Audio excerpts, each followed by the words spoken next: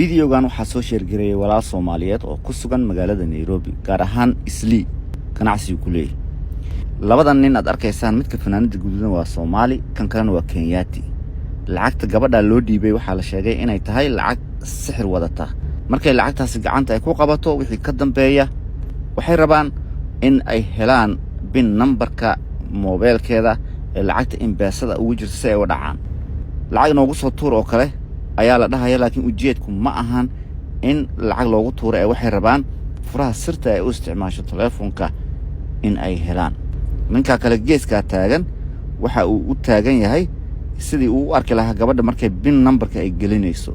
Telefoonka markii lagu celiyo gabadha oo ay bin numberka gelinayso kan kale wuxuu akhrinayaa lambarada ay gelinayso. Already wuu ogaaday. Marka qorshaha labaad maxaa waaye sidii telefoonkaas loo xadi lahaa. farsamadii lagu dhici lahaa mobilka halkan ayay ka bilaabanaysaa. Gabadhii ninkan ayaa bedelay oo sheegay inuu mulkiilaha dukaanka yahay. Wiilkii Soomaaliga ahaa fanaanada guduudna waa tagay. Gabar kale oo iyana Kenyaati ah ayaa waxay iska dhigaysaa inay wax iibsanayso.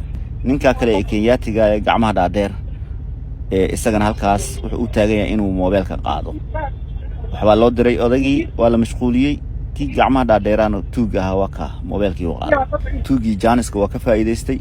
ninkana mobilkiisa waa maqan yahay xitaa ma uu xasuusan mar dambe ayuu ogaan doonaa oo uu leeyahay lacag badan ayaa layga dhacay. Wuu ku mahadsan yahay inuu videogan soo sheergareeyay. Marka Soomaaliyeed iska ilaaliya ragga gacmaha dhaadheer ee meelaha taagtaagan haddii aad aragtaan waxbay u dan leeyihiin inay qaadaan.